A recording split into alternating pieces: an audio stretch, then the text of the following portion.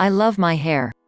When I was a kid, my mom kept my hair short and my sister's long, and I envied those long, luscious blonde locks. I've spent all my adulthood pining for her length and fussing over products for shine, sleekness, straightness, and softness. Now that I have the hair I've always dreamed of, I plunk down an exorbitant amount of cash every month on it mane. Even though I shell out an unsightly amount of money every 4 weeks to take care of my hair, I'm fully aware that all these products are probably hurting my hair rather than helping it. I've heard of friends and the internet alike tout the benefits of washing hair with just apple cider vinegar and honey, and I was tempted to try it. Over the years, the chemical additives in my products have slowly started to worry me. My glossing cream alone is a 5 of moderate carcinogen on the Skin Deep Cosmetics database, and I use it daily. I have friends who've sworn that if you stop shampooing your hair, you'll go through a month of grease, and then emerge triumphant with commercial-worthy locks. You just have to ditch every harsh chemical, put up with lots of grease, and suck it up for a while. It's called no poo, and it's supposed to be fab.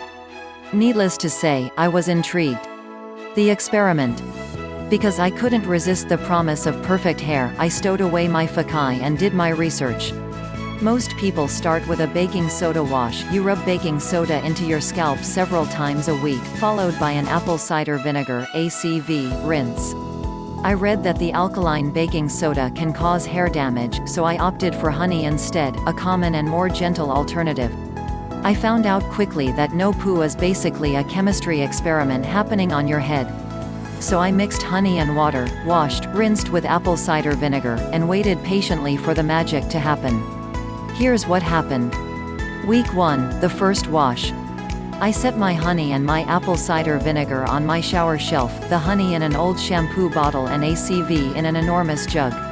I felt like a cut-rate mad scientist, but for hair. It was hard not to get the mixture of honey and water everywhere, though I luckily poured it in the shower. As for the apple cider vinegar? Well, this was all tears kind of conditioner. It tasted like barbecue sauce on my lips, which was both good and horrible. But once it dried, my smelled like honey, not ACV, and it didn't feel clean, at all. The morning after, I found my hair frizzy with a greasy scalp to boot. I used some coconut oil to moisturize my arid ends and my hair turned into a stringy grease ball. I pulled it up that day, and the next, which was when I realized that I had to shower with the honey concoction every day or my hair looked greasy and stringy and felt extra dirty. My oldest son noted, post-shower, that I smelled like vinegar. He's 5. Thanks, kid. On days 4 and 5, I had to put oil on the super dry ends of my hair again because I just felt like I was a total grease ball. I was happy to be using all natural hair cleaners, but I really wanted this stage to end. I might have been clean, but my hair wasn't. I realized that this experiment just might produce a zen-like detachment to my appearance. It felt good to use natural products on my hair. But damn, did it look bad. Week 2, enter the baking soda. I couldn't take it anymore, the grease, the stringiness, the general feeling I was developing 1920s-inspired slicked-back hair. I felt self-conscious all the time. My hair was in danger of leaving grease marks. Hair damage be damned, because I needed something stronger. So I went mainstream no poo on day 6. I clumped up some baking soda and grittily scrubbed, rinsing, as usual, with some apple cider vinegar, or what was quickly becoming known as the most vital ingredient to my personal stockade of hair barbecue sauce. "Wow," my husband said. "It looks like you washed your hair." I felt elated at that someone had noticed. I also wondered if this was what I should have been doing all along. The baking soda was helping pull out the grease that I felt had been bogging down my hair, and the ACV was helping to deep clean and rid the toxins. But it just felt like too much mixing and too much science to do every morning in order to make sure my hair looked good. Week 3, serious no poo. No poo tenets recommend waiting 3 to 5 days between washing your hair, so I used baking soda as dry shampoo on the in-between days and regained a semi-human look. But I could only manage 2 days in between washes. I'd decided I couldn't live with the stringy lankness anymore, and I caved in. I was disappointed, of course, but nothing was worse than walking around with a head of hair that felt entirely dirty and disgusting. I was dealing with Severus Snape-like locks, and even though I am a huge Harry Potter fan, I didn't want a potions due to match my love for Hogwarts. My friends and husband said my hair looked fine, though a little stringy, but inside, I was going crazy. I normally used super expensive conditioner and keep my hair smooth, incredibly smooth and sleek. I adore my hair. It's part of what makes me feel like me. I'm used to keeping it shiny, shapely, and gorgeous. Now I was living with grease all day, every day, and no matter what I did, I couldn't get used to it. Even when I would rinse, nothing helped. I'd add more of my DIY dry shampoo mix and still, nothing. It felt like there was no solution. I could stand under the shower head for hours and still wouldn't have clean hair to match the rest of my body. Maybe hair is a materialistic thing to care about, but at this point, I didn't care. I couldn't wait for this experiment to be over. Week 4, experimenting with new solutions. A month is a long time no matter how you say it, but it's especially long when you're trying to make it 30 days without washing your hair. Since I had my own version of a toddler meltdown, I tried to right my no-poo wrongs. I looked up dry shampoo recipes, and finally settled on one that I thought could help keep up with the amount of grease my hair was producing daily. If I could just get past the awful greasy stage, maybe things would perk up. I didn't have any arrowroot, which the recipe calls for, so I used baby powder and cocoa powder instead. I mixed it by hand, pinched up a lump, and rubbed it on my bangs. It absorbed the grease, all right. It also looked like Granny forgot to color her gray. I worked it harder onto my scalp. Eventually, it mostly faded in, and I powdered the rest of my part. This made my hair less greasy for about 3 hours. I was elated. No one else noticed. I had a solution. I could now make it to 3 or so days between washings.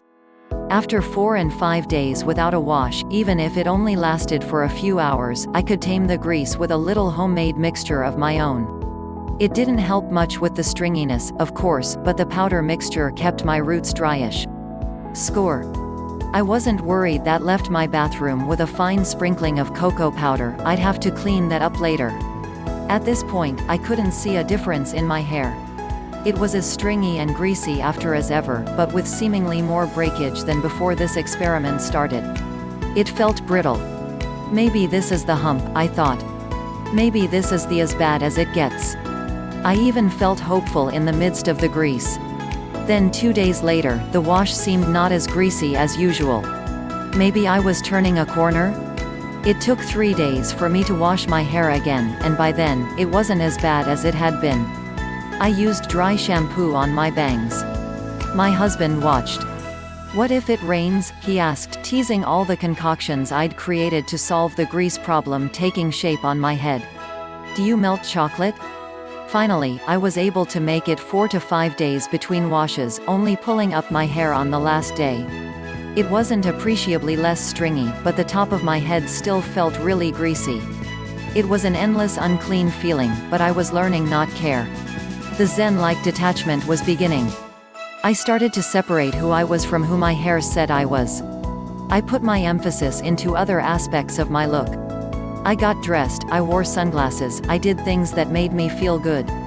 I tried to think of anything but my hair all day long. Even though friends said it looked fine, I knew better. It didn't feel fine. The final wash. On day 26, a day after washing my hair, it still felt clean. It was, however, super dry, so I put almond oil on it. I was my own personal haircare apothecary. The grease layer started where my hair met my head, but a friend, the type you can trust to tell you the truth, said you'd see it only if you were looking. I felt semi-elated and semi-disappointed. It wasn't quite what I wanted to hear. By the last day, the grease layer remained, but my hair looked and felt decent. It was beginning to get shiny. I didn't care. I was sick of the Ovaltine shampoo, sick of the stringiness, and sick of the grease. On day 31, I jumped in a hot shower and shared some intimate moments with my chemical-laden Fakai. The shampoo tingled on my scalp. It dried into my normal, limp hair, with shine, sleekness, and all things lovely. I regretted nothing. What did I learn? I wish I could have kept up with the no poo plan, but it was just too much grease for far too long. When your kid's telling you that you smell like vinegar and your friends are lying through your teeth about it, it's time to let it go. More than anything, though, was the fact that I was sick of having sweaty-looking hair all day, every day. The no poo magic just didn't happen for me. Maybe it was in the works. Maybe if I'd ridden it out for another 2 weeks, or another month, I'd have had model-like hair. Maybe if I'd been willing to try X or Y or some other kind of chemistry experiment, I'd have made it through the stringiness and onto the other side. I guess I will never know. I realized that I don't have to feel guilty about loving the products that I do, or even about using them. It's my hair. As long as I'm not forcing anyone into thinking that they're wrong for choosing something that very clearly works for them, I shouldn't have to hold myself accountable to do anything I don't want to do either. I like my hair, and the products I use to maintain it. If you like our video, please like or subscribe our YouTube channel.